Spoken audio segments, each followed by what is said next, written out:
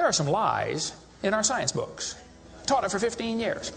Even though I'm not teaching it anymore, I still like to study. It's so many neat things to learn. We're going to cover some of that tonight. Perception is being managed. We are being steered and guided by a hidden hand. The whole world has been duped by the media that is not real. Smart thinking, possible time traveler, smart thinking. That night, boom, contact memory. And then just, Alex, if you don't agree, you'll be sent to a re-education camp. Just because I'm old doesn't mean I've lost my touch with the ladies. A lot of people here tonight felt like they lost. You know why? Now, experts are suggesting that we're in a golden age of shape-shifting reptilian sightings. Now, why is that? I was, and still am, the huge conspiracy guy. I literally ran out of new tin hat topics to research. It was most definitely not capable of melting steel. Then I would be a crackpot if I thought that was the case. Thought that was the case. Welcome to the Hypothetical Institute, a podcast about conspiracies. My name is Luke. I'm Salty. I'm Cam. How are we, gents? Good. Yeah, not too bad. That's good to hear. All right. Today, start of the week, though. It's a bit shit. Monday. We normally record on a Thursday-ish. Yeah. Usually I'm coming to these full of, enthusiasm for the weekend. And now you're feeling... I'm ground down by the start of the week. Sounds like you got a case of the Mondays. Big time. Ooh.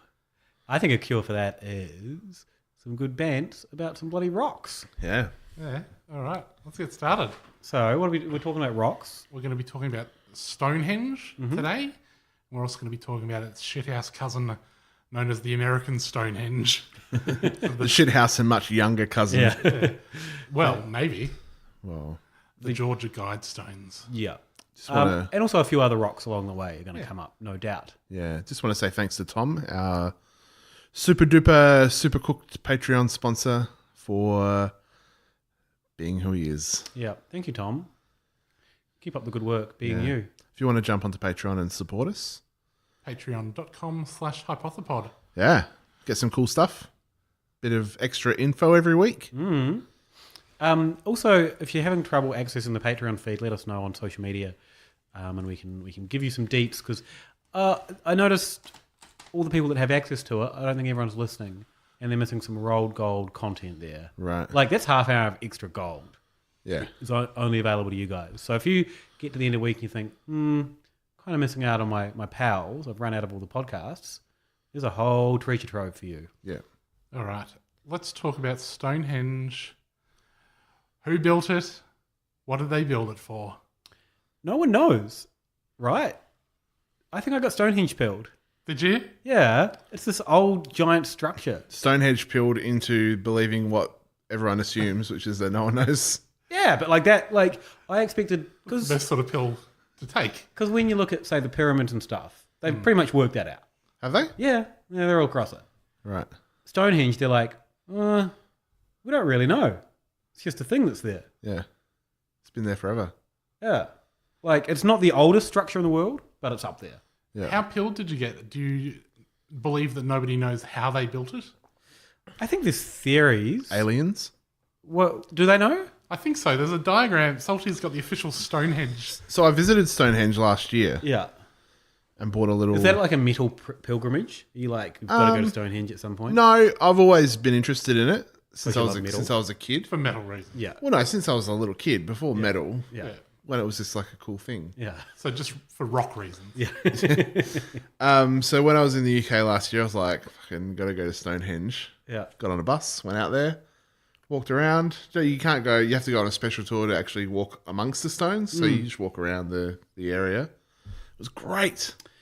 I saw footage of like a solstice party or something with all the druids and horns and chanting. Yeah. Fuck, it looked fun. Yeah. Oh, and I get the sense... Is that the one with King Arthur? Maybe. Yeah. Like the English people that are cooked into this kind of a thing, they're just kind of doing it a little bit tongue-in-cheek. Mm. And that's kind of fun to me. Yeah. It's always listed on one of those sites where it's like, tourist destinations that are always a massive letdown because you can't go up to them. But I fucking thought it was great. Nice. It was everything I wanted it to be. I'm not a fan of getting too close to monuments. Mhm. I also hate climbing monuments. Yep. Eiffel Tower, I climbed that once, and I got to the top and I couldn't see the Eiffel Tower anymore. Yeah. And it was really nice to look at. It's like, why did I come all this way to not look at it? Yeah. So if I could just see them from a distance, I'd be happy with that. Certain parts of the path are really close, like from here to... no one knows my reference of distance, so... Yep. 10 metres, 20 metres. From here to where those bins are over there. Oh, Robbo's bins? Yep. Robbo's bins over there. The compost? Yeah, a little bit past that. Yeah. Big stones there. So think about the general idea of what would be a sensible sort of distance to put your compost bins from the house, and then maybe knock a few metres off that. Yeah, our compost bin is too close to our house. Close to the house. So parts of it you're like really close, and Thanks, then Caleb. you walk all the way around this path, and it takes you to like a further away part where you see it in amongst all the green hills and everything. Then you cut back and you see it from another angle. It's awesome. I feel like Stonehenge, you could actually go up. It would be very hard to get to a point at Stonehenge where you couldn't see Stonehenge anymore, though. No, I know. Not like the Eiffel Tower. Yeah, but if you're all around it, if you're right up looking at them, you're not getting the whole the photo that Salty's got on his bloody book there. Yeah, spectacular. Yeah. Get too close, you can't drink all that in. But I mean, the thing, the difference between Stonehenge and the Eiffel Tower is that, the Eiffel Tower, sure, is possibly part of some sort of grand global monument to Isis, the goddess. Yeah, not. But is it built on any sort of energy field line? Probably 100%. All right. Well, when you're just around the edge of Stonehenge, you can't feel all of the benefits of. Okay, so you need to get in there of that, and get the energy benefits. Yeah, the benefits, as we like to call them. The point is, in the book, that I think they explain how they built it, right? I think it's just theories. Like, it's not like... Because they don't actually know what civilization built it. Well, I think all they really know is that the stones themselves come from really, really far away. Yeah, like a mixture, I think. Some are local, some are quite far. Yeah, I think the big blue stones are from a quarry that's like miles away around the coast. Yeah. Somewhere. So the first mystery is, how did they get those gigantic stones from there to where they are when it's like across... I think there's different theorized journeys that could have taken. Some of them come down the water, some of them cut across the land. But how do they move them? Because it's not like they could just chuck them on a crane. No, just a lot of pushing. Yeah. I think is the answer. And it's still, the question is, who's they? Yeah. Druids? Which is crazy. Not druids. No, I think it predated the druids, didn't it? Yeah. I watched a sort of a short documentary and it had like visual representations of druids and stuff like throughout the ages. Yeah. I think there was one group, like the original English, whatever they were called, and he had a fun sword. He went, yeah! I enjoyed him. I think it was those guys, but they're not sure. And girls, no doubt. So I came across a few possible explanations for what the whole thing was about. One was that it could have been aliens. It was a popular one amongst the conspiracy-minded. Yep. Because how else could you have pushed all those rocks without alien technology? My question would be, why would aliens be like, all right, guys, we're going to give you the technology to move rocks. Yeah. And then only do it once. And never come back. Yeah. Use this technology to move some rocks from the coast. Yeah. All the way over there to here. Yeah. Don't use it to further your civilization in any other way. How about you tell us about that spaceship? Hey, don't ask questions. Just get these rocks happening. Give us a fucking calculator. They line up with parts of the solstice as well. Yeah. The summer solstice? I think both of them. Okay. Certain parts line up, and yeah, where the sun rises down the avenue, which is a part of the Stonehenge. Yeah. So why would aliens... What does that benefit to us? Yeah, what does it benefit anyone? What does it benefit the aliens? Just aliens just making little pranks.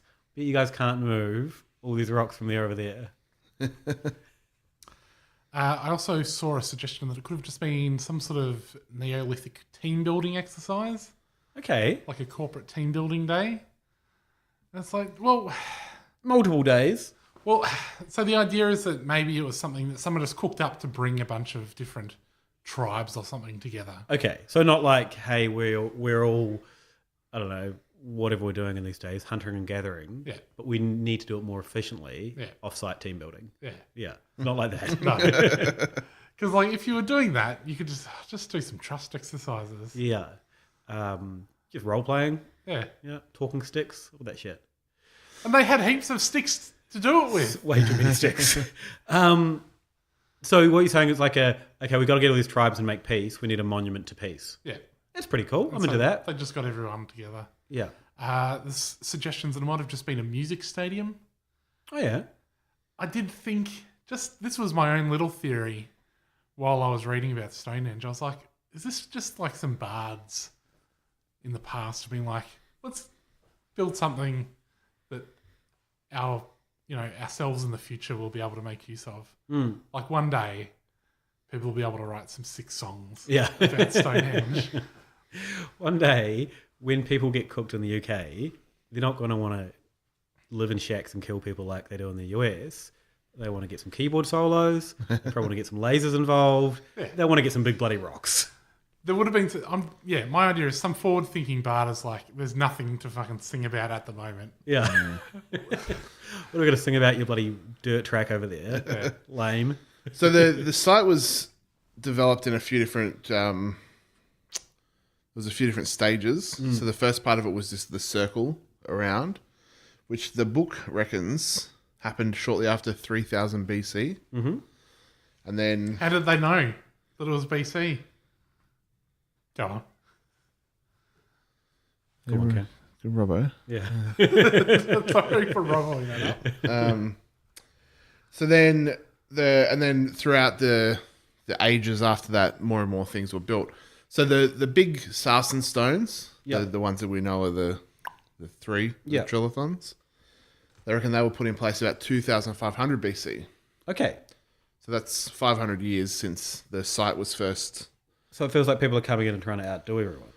Yeah. It's like, I see you dug a big circle in the ground with some picks made of deer antlers. Yeah. Good one. Pretty sweet. Yeah. Watch this. Yeah. Some more stones, some rocks turned up. And then the Atlanteans or the aliens or whatever were like, that's cute.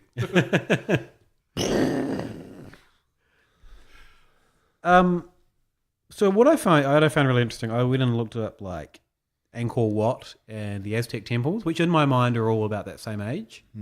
They're only like 800 years old kind of thing. Yeah, right.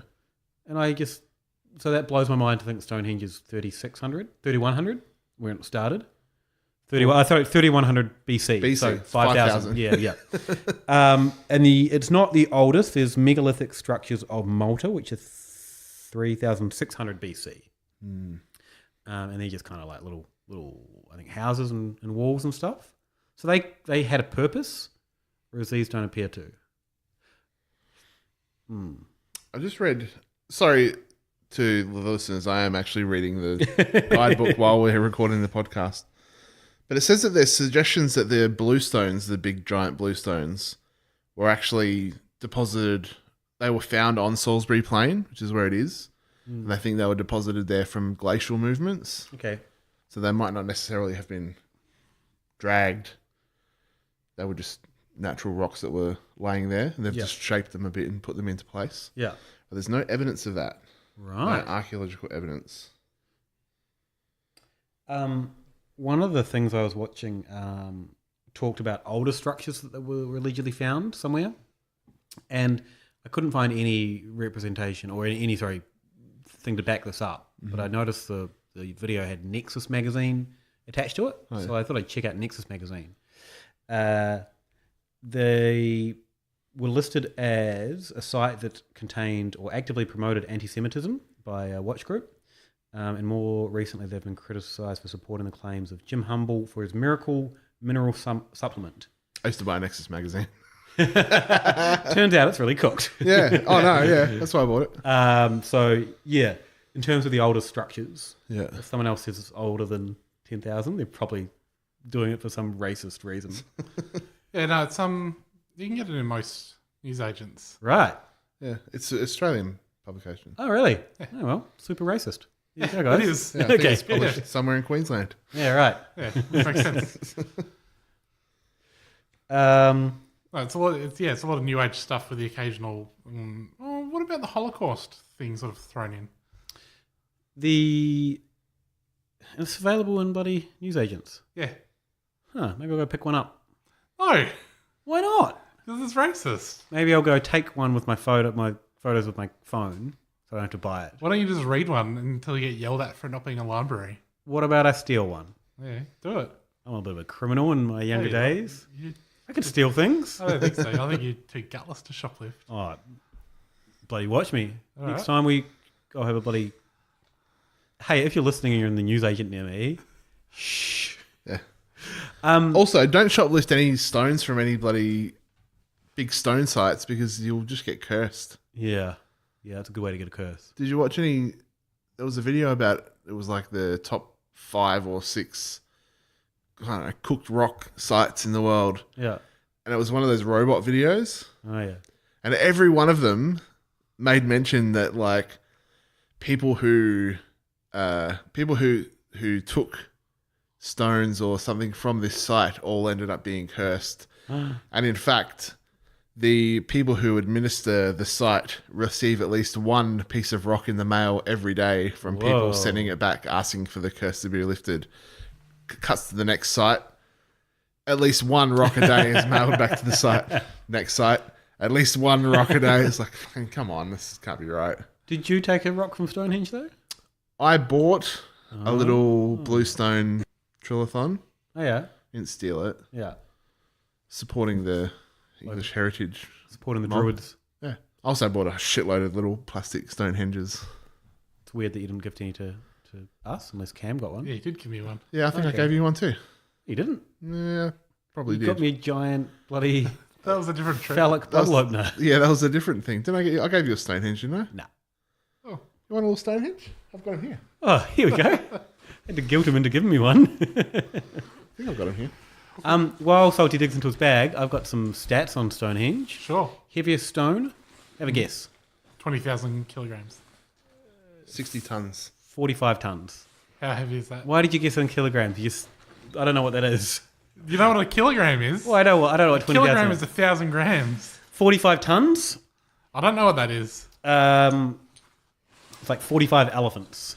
Right. I think. Yeah, that makes sense, yeah. Are you just basing that on a cartoon? Maybe. 40,000 one-ton rodeos. The biggest one is 13 feet high by 7 feet wide. How many is a feet?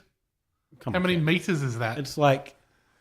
Why? Are you gaslighting us? Are you doing some sort of imperial gaslighting? Everyone knows what feet are as opposed to meters Why when you're you- measuring height. Why are you doing everything Salty, in imperial did you not- measurements? Did you have a Stonehenge? Hey. Oh, look at this. Oh, I've never seen one of these. Really? Oh. I'm sure I gave you one. Nah. Oh, there you Anyway. go. It's only a year old. Yeah, finally. Not a year old, a year late. Why do you have it in your bag just because you knew you were doing Stonehenge? Oh, no, I bought a whole shitload of them to give to people as souvenirs. And the other day I found a bag that still had some in them. And I'm like, well, obviously didn't give all these out. Exactly. It's the situation I'm in. Yeah. Thank you. That's okay. great. I'm really happy with this. Is this better than yours, Cam? How many inches would you say that is? Probably 1.5. Why? What's If wrong you with- ask me. What's wrong I with the don't know. metric system? Yeah. Why don't you use the metric system? I don't know. Do you never use the metric system? When you're measuring feet, this is what people gave me. This is what you read on the internet. Yeah. Right. I wasn't going to calculate it. Oh, these guys are going to question me over 13 feet. Everyone knows what 6 feet is. Everyone knows what 7 feet is. All right, yeah. Once it gets past 12, do you freak out suddenly? Oh, I don't know what this is. Yeah, all right. Cool your jets, mate. Oh, fucking hell. I'm not the one being steamed. I am being rinsed over here, though. Yeah. By someone who is steamed. They're really tall. Yeah. About 4 meters tall. Yeah. About 2 meters wide. Yeah. What do you call that? Like 13 feet? 18? 18 feet? No, 13. Well, I don't know. I think about 2 meters is a sort of equivalent to about 6 feet. So 4 meters. Ish. What does he write on the napkin on Spinal Tap? 18 inches? I bet he meant feet. Yeah, right. That's right. Yeah. Now, did you guys come across people suggesting that Stonehenge is a very recent invention? No. Because there are... Oh, no, I did. But then I saw people mention it, and then I saw people writing comments going, okay, dickhead, who took this photo in like 1711 or some shit? Whenever it was. Are people taking photos then? Nah, it was probably a drawing. Like an etching. Yeah. So there's a bunch of people online who are like... Because there's photos of it being restored. Because it's been repaired and restored over the years. I think some of the rocks sunk into the ground. Yeah, a couple of the big ones with the tops on it fell over in the 1700s or something, and then in the 1900s, the early 1900s, they lifted them back up. Oh, that's good. So yeah, at some point in the last century, there was a big, repair thing to sort of bring them up. They patched up with a bit of concrete, a few little spots. Yeah. But there's photos of them doing it, and they're like, these are the photos the Stonehenge people don't want you to see. It's like the fucking local tourism office over at Stonehenge. These are the photos they don't want you to see. Those are the Stonehenge people. Stonehenge.com, first photos. But yeah, there's etchings, there's references in literature going back hundreds and hundreds of years. I think part of what makes people think that is the photo, because one of the big stones has been eroded really badly, so they filled the hole up with concrete. So now when you see that patchwork, it looks like they've kind of rendered over a concrete pillar. Yeah. And that's where the rendering hasn't been done yet. Yeah. But yeah. If you want to fake something, you wouldn't be as sloppy as that. No. And also, why would you fake something and be like, we've put up a bunch of rocks and they've been here for 5,000 years. Yeah.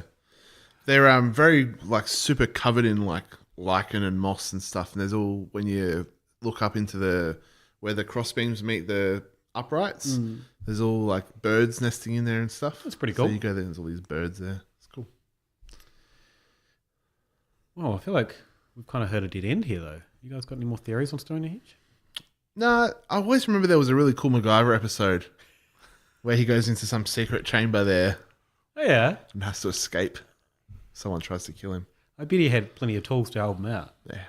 Well, maybe, I bet he didn't have any tools to help him out and to make his own. Yeah, You'll remember improvise. the general conceit of MacGyver. I have to catch up on MacGyver. You got any more theories on this game? No, the main sort of thing I saw was just about energy fields and how it sits in the middle of a sort of energy well. And it's like, righto, to what end did they put a bunch of rocks on top of it? Is that directing the energy somehow? There's also a lot of suggestion that it wasn't actually ever finished.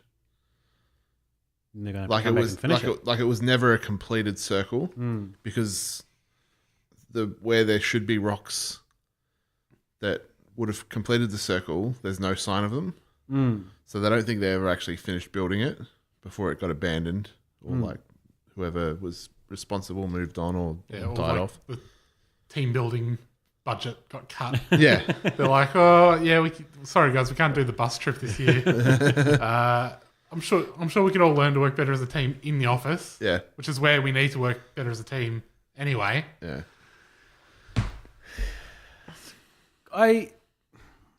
I'm just stuck on it. The fact that we just don't know anything about it. That just is so surprising to me. I thought we'd solved the mysteries of the universe. Or I thought we'd solved the mysteries of the Earth at least. But we don't. Sorry, mate. There's a great Arion song about Stonehenge. Check it out. So it's pretty cool. Yeah. I did get to thinking if, because it's the remnant of a civilization, say if there was something catastrophic enough to wipe out most traces of us, what would be left? Like, what are the structures left standing? And what would they mean to people that came along and go, what the hell is this? And how would they look after that? Well, Stonehenge probably wouldn't be of much help. No. The Georgia Guidestones might, though. Yeah. I'll tell you what would have helped Stonehenge if they'd waxed some instructions for the post-apocalypse on them.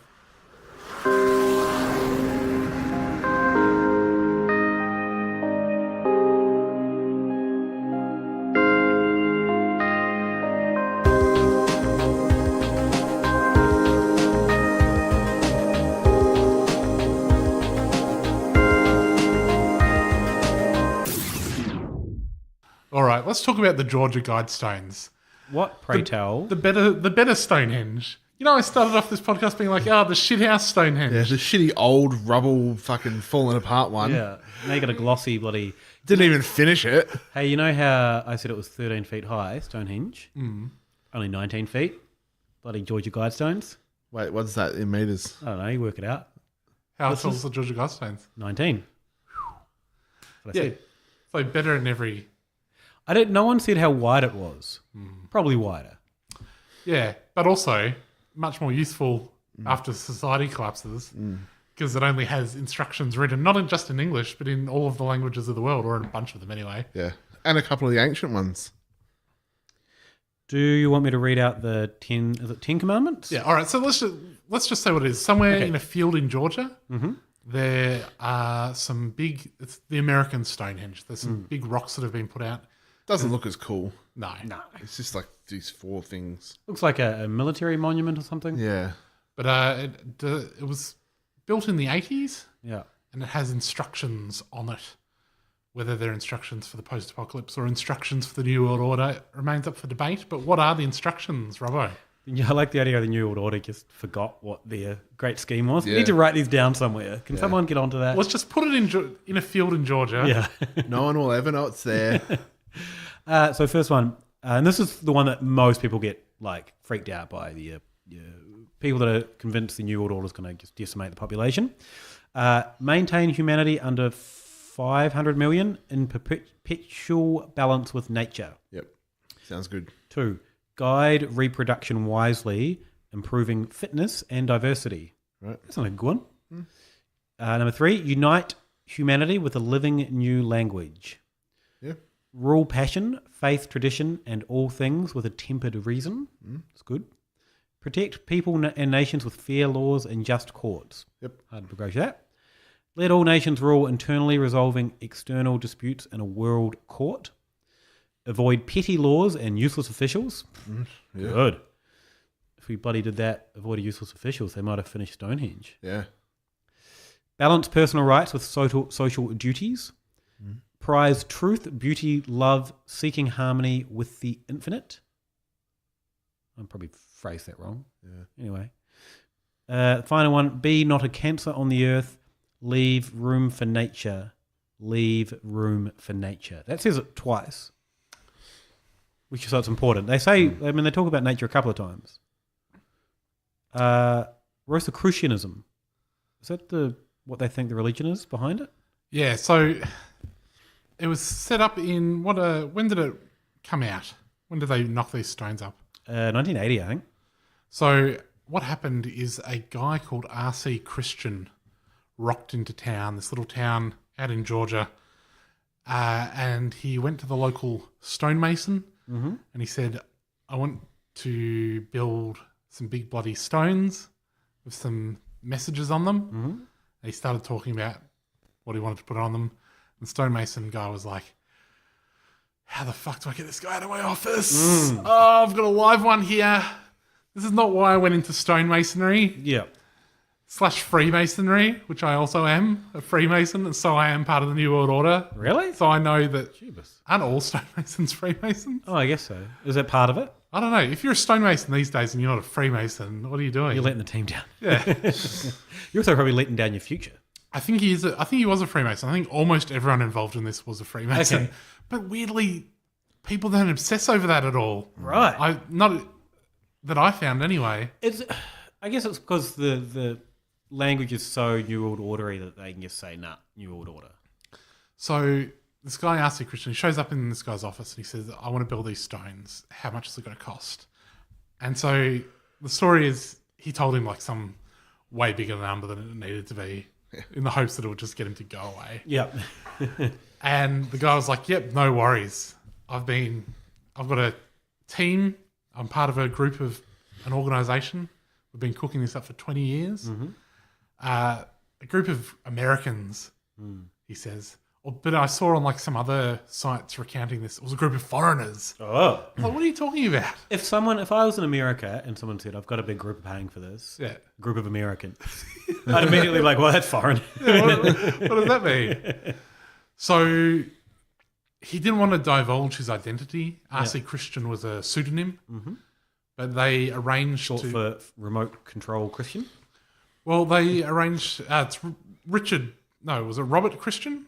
I don't know. Robert Christian. I think it was Robert C. Christian. Okay.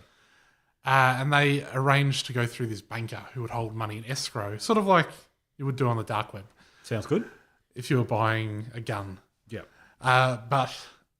Don't buy guns on the dark web. The banker wouldn't do anything unless he gave him his identity. So he did. But the banker promised he would tell nobody. So they worked it all out. And they went and they knocked up the guidestones. One of the masons who worked on it said that as he carved the stones, he heard strange voices and strange music. Almost as if something paranormal was afoot. Jeebus. How verified is that? Well, the guy, like the stonemason said it. I think that that's a real quote. Okay. Is it verified that he actually heard... No, I mean, yeah, but like mysterious the quote voices? itself. I don't think he did. I think The other mason working down the other end of the stone just had his ghetto blaster cranked. He's practicing his... Didn't realise anyone was still in the office. Yeah. In 1980, it was probably one of those sweet double tape deck ones. Oh, definitely. High speed dubbing. Just seen some breakdancing on the local news. Yeah. Oh, got to give this a go. So yeah, March 22, 1980, they were put up in Elberton, Georgia. March 22, of course, is a significant number. 322 is the number of the Skull and Bones Society. Oh, yeah. It's also an important date for many secret societies. It was the official last day of the Knights Templars when Pope Clement V issued a papal bull disbanding them. That was 666 years to the day before the Guidestones were unveiled. Whoa. In another scenario, according to the chancegeorgeblog.com, the Kennedy assassination happened on the 22nd of November 1963. It was also on the 22nd of November in the year 1307 when another papal bull was called against the Templars. Those two events were 656 years apart, which you'll note is almost 666. 256. Did you say? No, 656. Oh, 656. That is very close. 1307 and 1963. Someone got their bloody days wrong. Yeah, almost right on. Hey, did you carry the one? Wait, what? Well, it's one of those things where you're like, oh, we're assassinating Kennedy. Yeah. We've got everything in place. We've had this fucking dickhead running around shooting ranges talking about how he's going to knock him off. Yeah. Everything's set up. We've got this idiot up in the bookshop. Yeah. Oh, hang on. Look at the calendar. Can we put this off for 10 years? No, everything's already in place. Like, if we wait another 10 years to off Kennedy...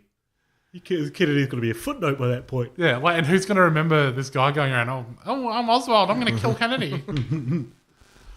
So, this person suggested it was just a mistake. Right. Because apparently there's some typo on the Guidestones. And they're like, see, they're a bit sloppy sometimes. Proofread, people. Yeah, the guy carved through it and it was like, oh, fuck. Everyone needs an editor. Yeah. Another incident worth mentioning, 36 years to the day after the Guidestones were built, the 2016 Brussels bombing. Oh, yeah. 36 years, also known as 666. You want to know how that works? 3 sixes? No. Well, yes. Why wouldn't they just do that as their thing? Add up all of the numbers from 1 to 36. 1 plus 2 plus 3 plus 4 plus 5 plus 6 and so on adds up to 666. Oh, there you go. Does it? That's cool. Yeah, that is cool. Apparently, but also, why wouldn't you just go with Salty's one?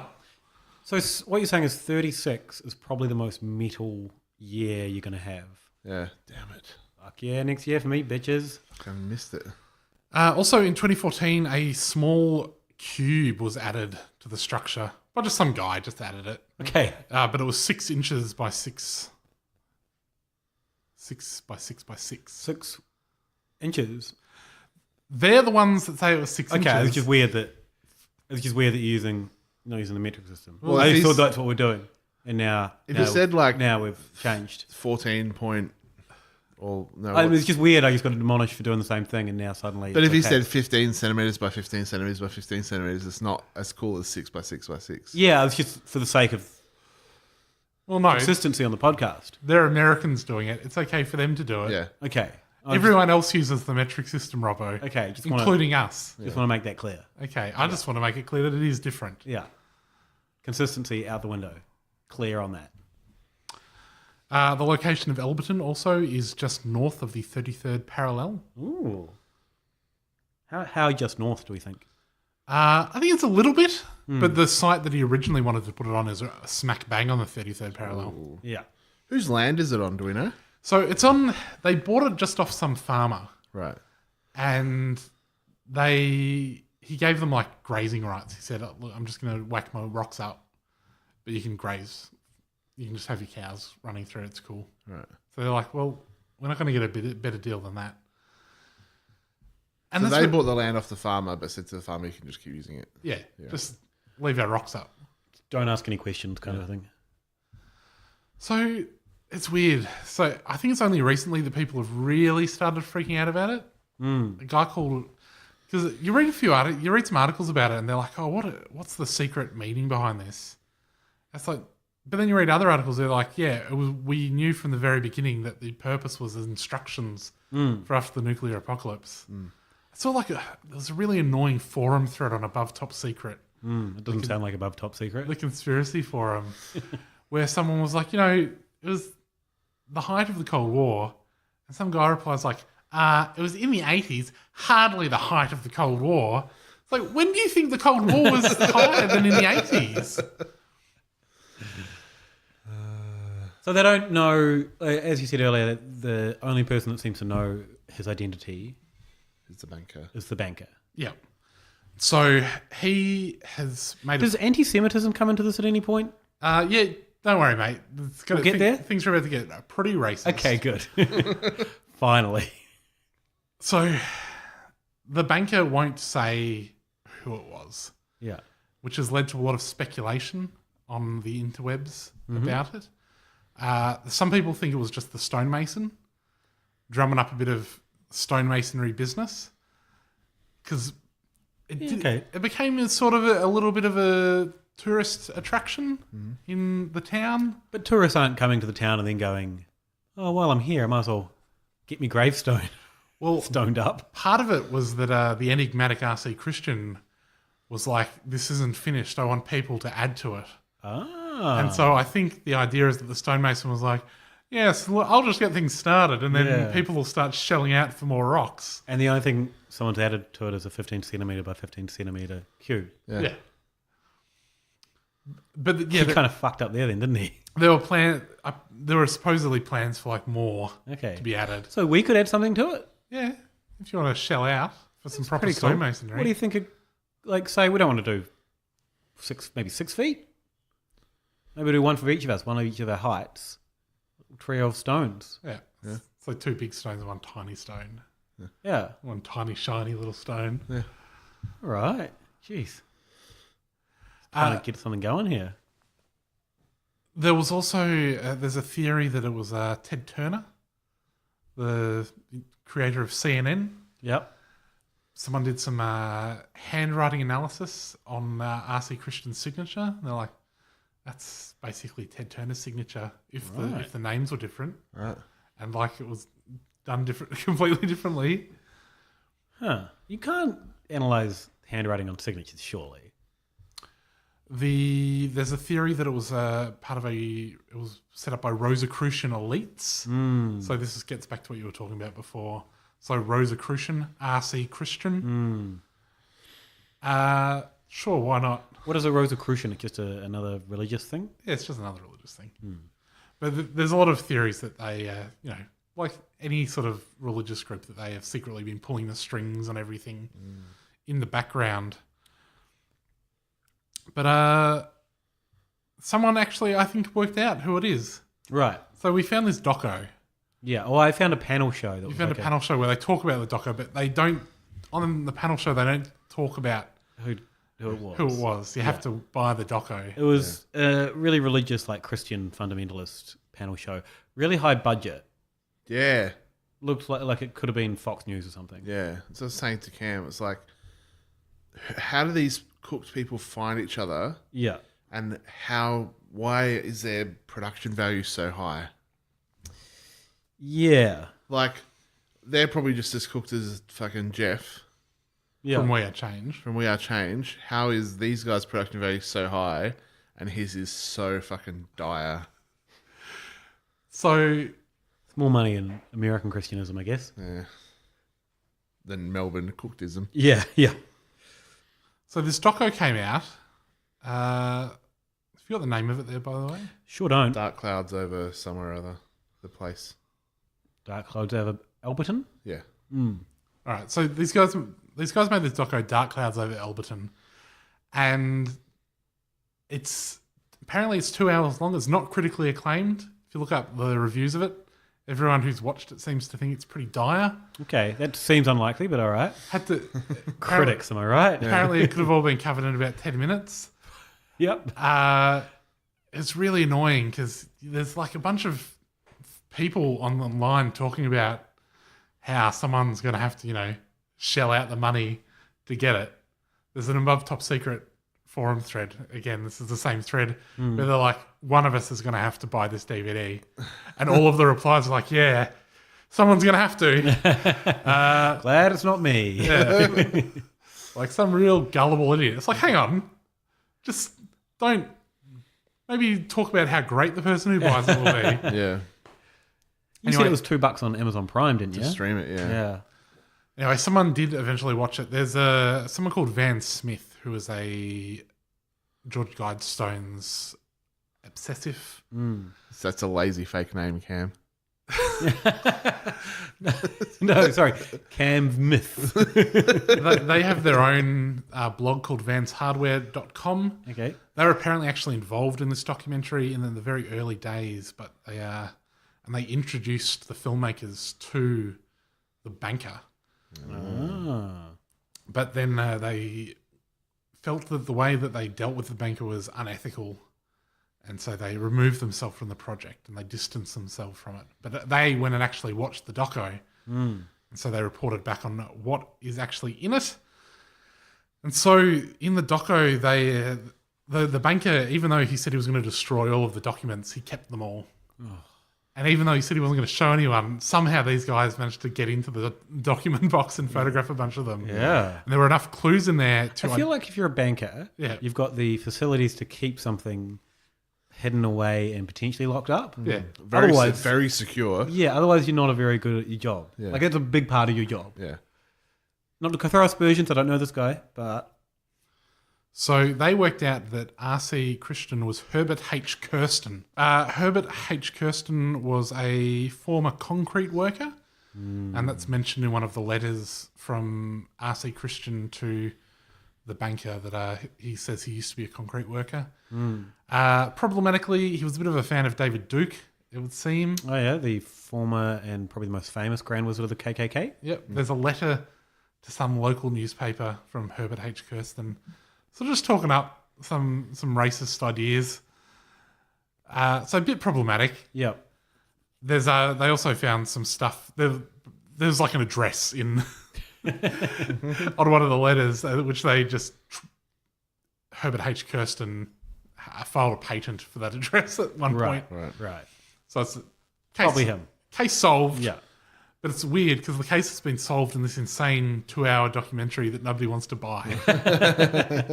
So you heard it here probably first. Yeah. Yeah, no one's really talking about it. So, and do we know any more about Herbert H. Christensen's motives then? So I think the other thing is 5 years after they put the Guidestones up, Robert C. Christian published a book. Okay. Which it's a little bit weird because the Guidestones make sense as a post-apocalyptic instructions to the future generations. Just saying how to avoid all of the problems of the past that led to... We had too many bloody babies and not enough bloody good nature relationships. Well, you'll notice that it did lead to our nuclear destruction. Yeah. Or whatever. And then, the instructions... Besides the idea that if they were just instructions for the current pre-apocalypse generation, they're really bad. Yeah. To cut the population down to 500 million is not great. No. Because even at the time, there was still quite a lot less people than there already were. Yeah. If you are serious about making instructions for the New World Order or whatever happens, you probably wouldn't put them in one random field in Alberta, Albertson, wherever. You'd dot a few around the world, right? Because if it's nuclear, America's probably first on the hit list, second on the list. I think it's just something that eventually people would come across. And they'd be like, oh, yeah, cheers for that. Thanks for putting it in Latin. Yeah. Well, see, here's the thing, Is it right? Latin, really? It's in a bunch of ancient languages. Okay. So there's hieroglyphics, Latin, something else like Babylonian or something. Yeah, right. But I was watching a video by, I think it's the Call for an Uprising guy. Yeah. We've talked about that guy before. Had we talked about his sick animated intro? Yeah, we have. Yeah, definitely. Oh, fuck. It's so good. Anyway, he was going on about it and talking about it, and he goes, it's even written in hieroglyphics. Yeah. I was like, you fucking idiot. But why, here's what I was thinking. Why would they put it in ancient Egyptian hieroglyphics if they think sometime in the future we're going to get wiped out by nuclear apocalypse? Do they think maybe the ancient Egyptians will rise up? Yeah, I guess going down this path, the assumption would be they are now aliens. Yeah. Or they were aliens. The So when the aliens Egyptians. come back and they go, oh, we want to repopulate Earth. We can't read this mumbo jumbo long complex language. Yeah. Oh wait, they've put our hieroglyphs there. And it's all this bloody hippie bullshit. Yeah. They should have taught us how to make wheels and fire. Yeah. Way more practical. Yeah. Speaking of not fucking yourself up with nature, just to talk about some other big stones for a second. Don't stop telling me to stop smoking weed. The big heads on Easter Island. Yeah. I've always thought were also very, very cool. Yeah. But apparently the civilization that built those almost wiped themselves out because they just completely decimated the environment on the island. Right. And they were lucky to survive as a people. Where do they come in the age of all these things? Do we know? Not that old, I don't think. Like an Angkor From Wat memory. era kind of a thing? Yeah. I'm not sure. How old is... What are they called? Easter Easter Island Island. noggins. Yeah.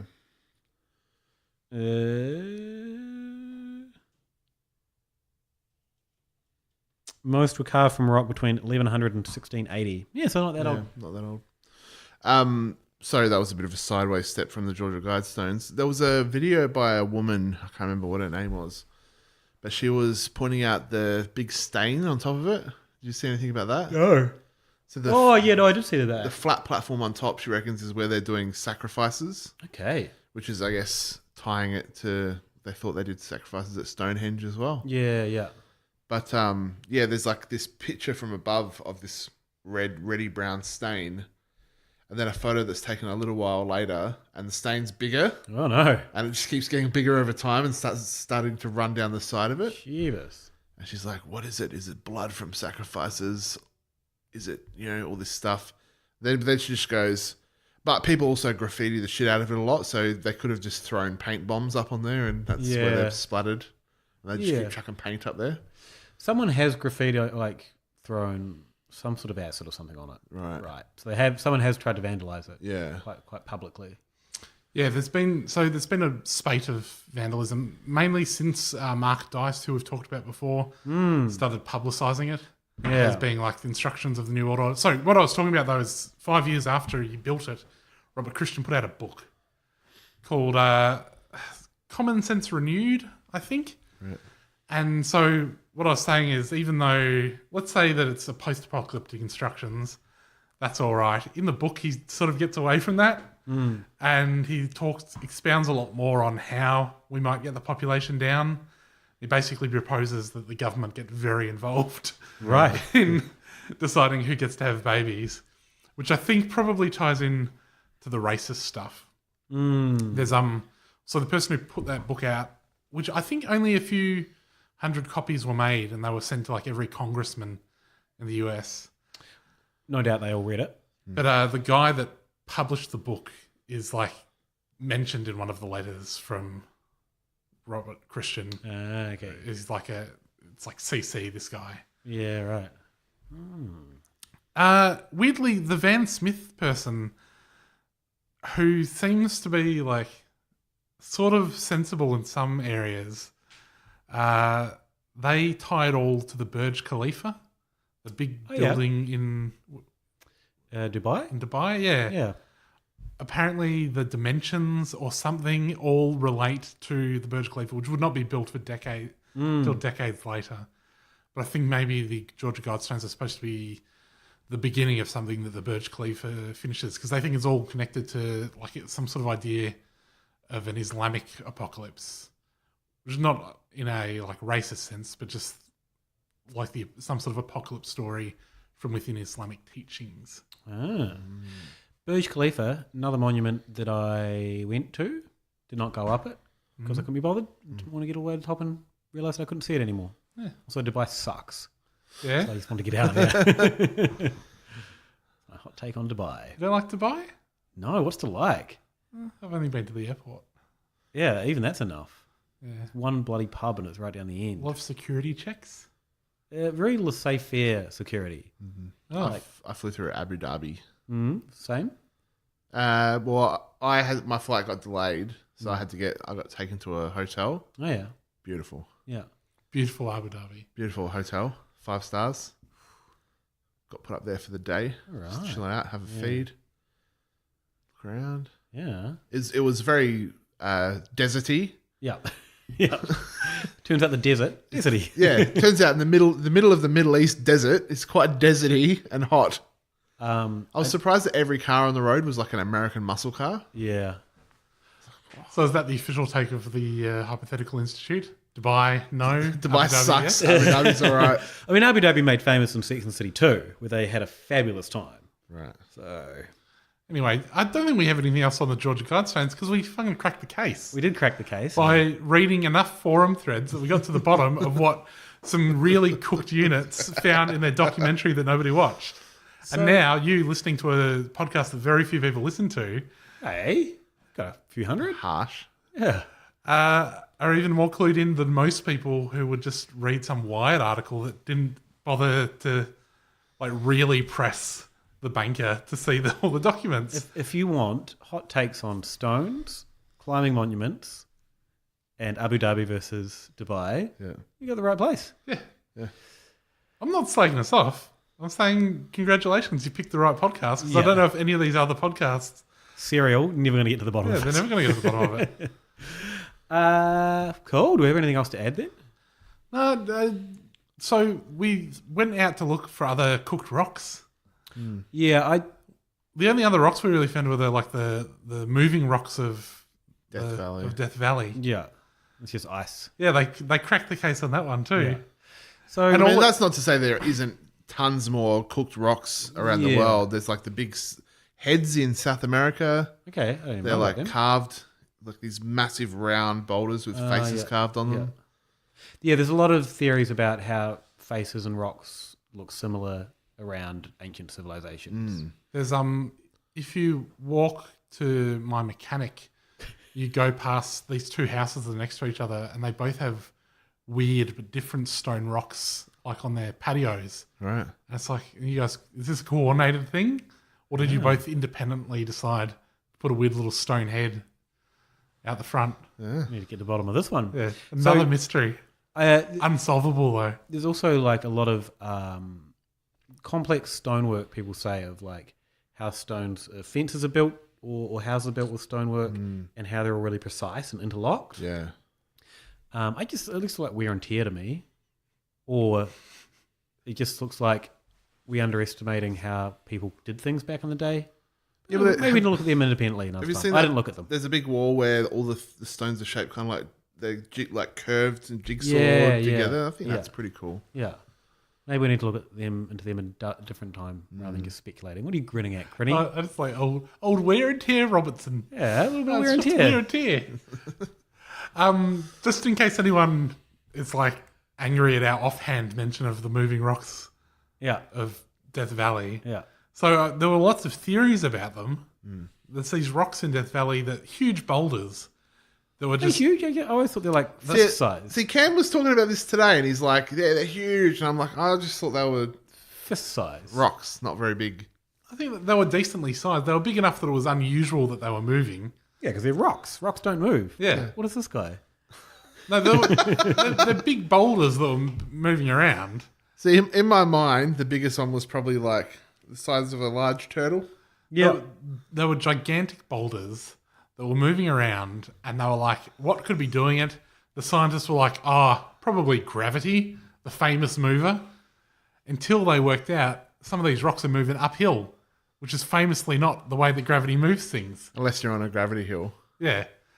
And so the space was filled with a lot of speculation. UFOs, again, back to Stonehenge. Why would you just move some rocks? Time travel, I don't know how that was supposed to work. Until they cracked the case by just watching them. Who would have thought? You just had to watch the rocks, and they worked out it was ice would form, and like these ice plates would get pushed along. Mm. But even like there was stuff, so there'd be big trails where the rocks had moved. Mm. There was like no indication of any human intervention. But then they're like, the trails disappear after 7 years when they erode away back into the desert. When they naturally just deteriorate. Why did What have you got there, Robbo, on the size? Most moving stones range from about 6 to 8 inches. Let me just translate that in my head. 15 to 46 centimeters in diameter. So pretty big. It's not really a boulder, but a medium-sized turtle. Right. It's still too big to just be zooming around. Yeah. Well, yeah, it's a rock. Yeah. Still impressive that they're moving by themselves. Yeah. But they're actually just being pushed by ice and wind. Yeah. Turns out fact, stranger than fiction. You guys can use that. Yeah. If people want to find us online, you can find our Patreon, of course, at patreon.com/hypothepod. We are on twitter.com/hypothepod. We are on Facebook, where you can leave us a heart react only. The old wrap it up cam. Yeah, I know, right? You're going to shout out our names as well? Oh, that's fine. You can find us on iTunes, where you can leave us a review, and we really appreciate it if you do, because it does help us. We're on Spotify if you're on the go. Mm. And Robbo, where can they find you? You can get me at isleoftime.com. Buy my book, Keg Bottle Can, before Christmas time for a friend. Buy it for yourself. Yeah. If you ever see me, I'll sign it for you. Even send me it and I'll sign it. And I'll send it back. Give me There's a little button as well in there. Hey, button time. You can get me at Solmush on Twitter and Instagram for my artwork stuff. Andrew Solmush Illustration also for artwork stuff. And check out Toe Hider on Patreon. And you can find me on Twitter at Sextonheimer, and my other podcast, Gather Around Me, where if you listen to our latest episode, we watched The Nun. It's very scary. So, Robbo, probably stay away, because I don't want you getting scared. I like scary movies. I don't. Bye. Thank you. Don't worry about a thing, except if all our world leaders are alien reptilians. I said don't worry about a thing, except maybe the fluoride in our water supply contains mind-altering drugs. Don't worry about a thing, except whether or not Port Arthur was a false flag operation in which to disarm Australia. I said don't worry about a thing. Except you can definitely hear John Lennon say I buried Paul at the end of Strawberry Fields Forever. Ooh, don't worry about a thing. Except not only did Bush do 9/11, but he also keeps the planes out in Area 51, which, let's not forget, where all the aliens are. Don't worry about a thing. Except Donald Trump is clearly a